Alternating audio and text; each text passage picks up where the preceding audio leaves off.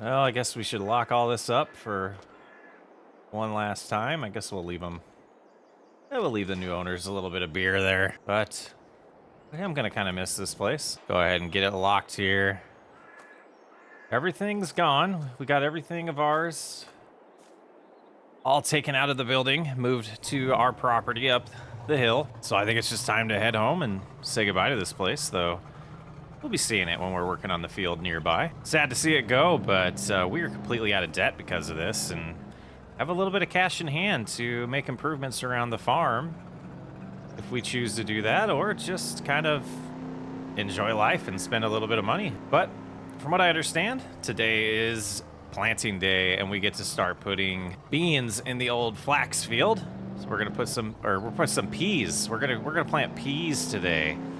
And I think that's a good plan. It was what my dad was doing. And I did have a good winter with John, one of Chris's good friends, came and showed me around how to do maintenance on the tractors. You know, we had a few implements that needed repairs and just really kind of showed me the ropes. And I think I got the hang of it. I know a good website to look up part numbers and all the things that we need to reorder when things break. So I think we're going to be in good hands after we get through this next harvest season and the farm rescue group is no longer with us. But it's been fun. We got a few items out here that we don't need anymore. You can see that we're gonna try to sell. The feed mixer for the cattle feed that we don't need anymore. We got our windrower, our rake here, and the tedder. Just equipment we're not gonna use anymore, so I do have them for sale out here. Well, hopefully someone will come by and sell or buy those things from us. But let's go ahead and get parked here.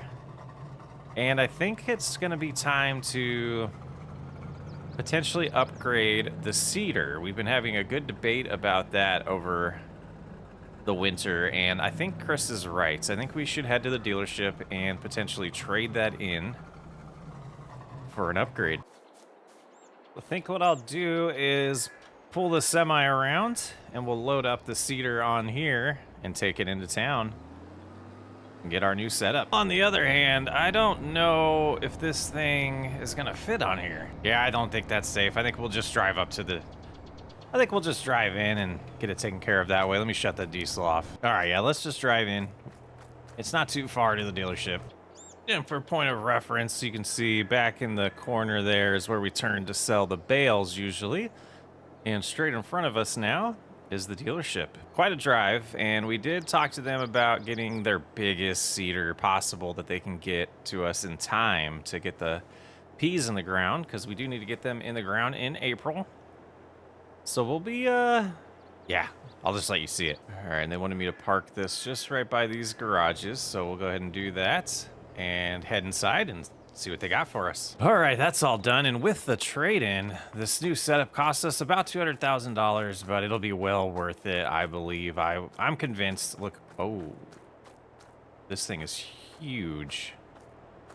The Seed Hawk 6600 here comes with seeds and solid fertilizer already installed in it, or installed. They give us a free full tanks of all that. And we had them use pea seeds because that's what we're planting. And boy, this seeder. Wow. 65-foot toolbar. Oh my. All right, let's get home and I think we'll get started on this. I haven't seen Chris yet. I know he went home to visit the family. And we did talk about this, and he was beyond thrilled at my choice of implement that we picked here. This is going to make life real easy on the farm and make our jobs go by a lot faster. And we don't have to do that second application of fertilizer since we'll be doing it while we're planting. Unbelievable. So we're so efficient compared to when I started learning. Well, after a really long, slow drive with this, we are here, and I think we'll start this way. I've gotten in a real habit of doing clockwise around this field, so boy, the width of this machine is impressive. Oh my goodness. All right, I think we got this under control. We lower that, turn it on, and it should start planting. Putting some seeds in the ground. Let's go ahead and let's double check that.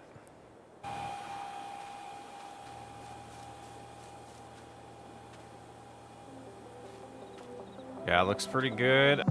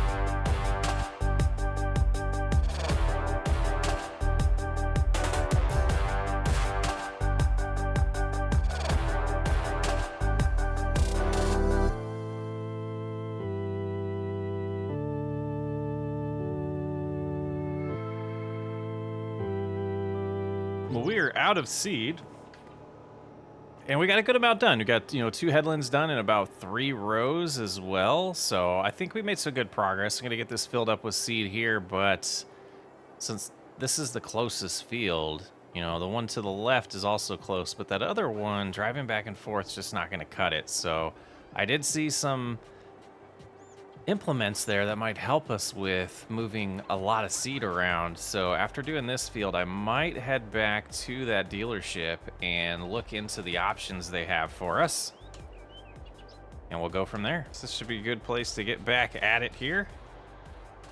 That's lowered, turn back on, lock in, and away we go. Well, this field is all done. We had to spend about $7,000 on seed, so that's pretty good though, but we got it all prepped, and we'll have, Chris inspect it when he gets back. But I think I am gonna go head to the dealership and see about that seed implement that I saw there. I think they called it like a seed mover, or gosh, I don't know. I'll see exactly what it's called, and I'll show you guys when we get there. We're gonna park this pretty close to the workshop here so I can get it sprayed off and cleaned for getting it ready for flax. We got to get that emptied, all the pea seeds out of here, and get that replaced with the order of flax seeds that we do have coming. But let's go ahead and head over here. Where is the JCB at? I think I know where it is. It's in the shop. I was just doing maintenance on it. Here it is. This is what we're going to take to town with us, 40 miles an hour. And we can pull that implement we're buying. I think it's one that actually would work on the old truck, but I don't know. I feel safe in this tractor. I like this JCB. I don't get a chance to drive it a lot, especially now that we don't have the cattle. We're not feeding them.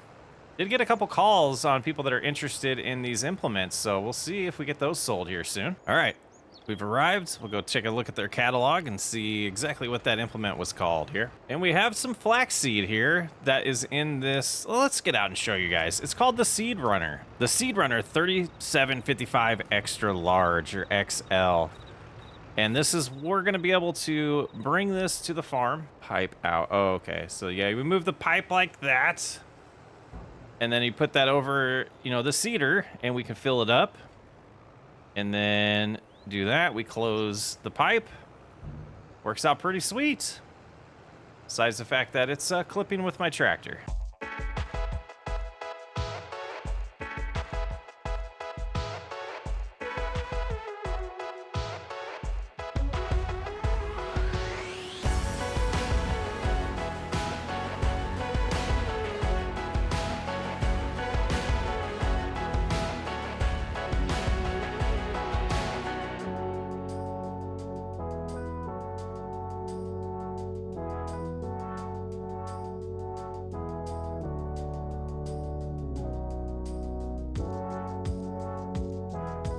Well, it's May. I'm finally back. We did just sell some equipment to another farmer in town, and things are looking great, sitting at $439,000. And we just need to buy some fertilizer and probably a little more seed.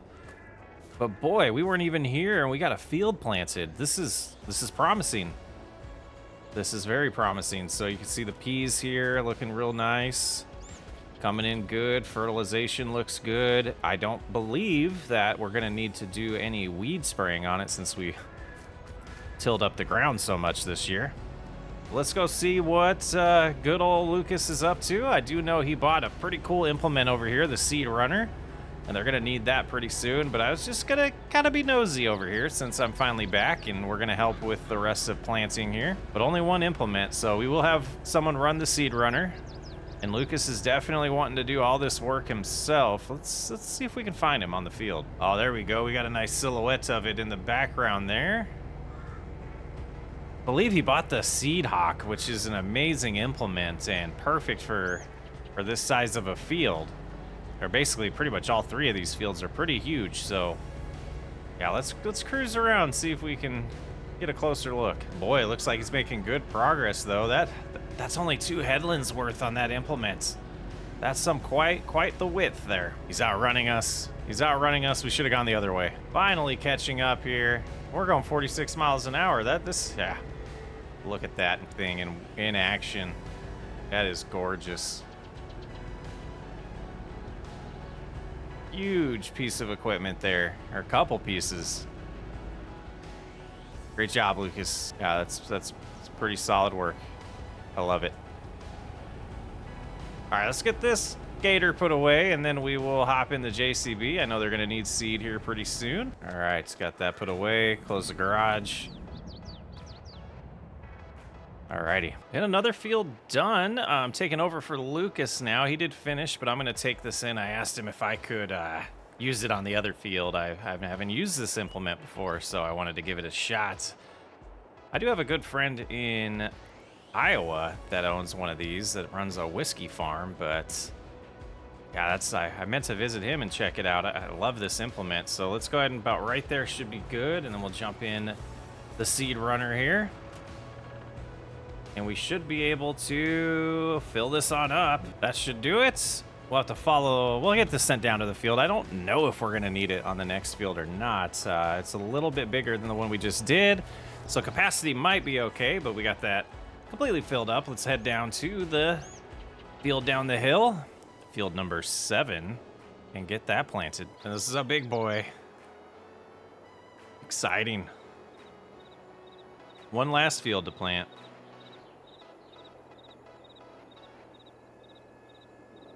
You know, the fact that he's gotten all this stuff taken care of without us here tells me that we're in good hands, or the Baxter family is going to be in good hands long term with Lucas running this show.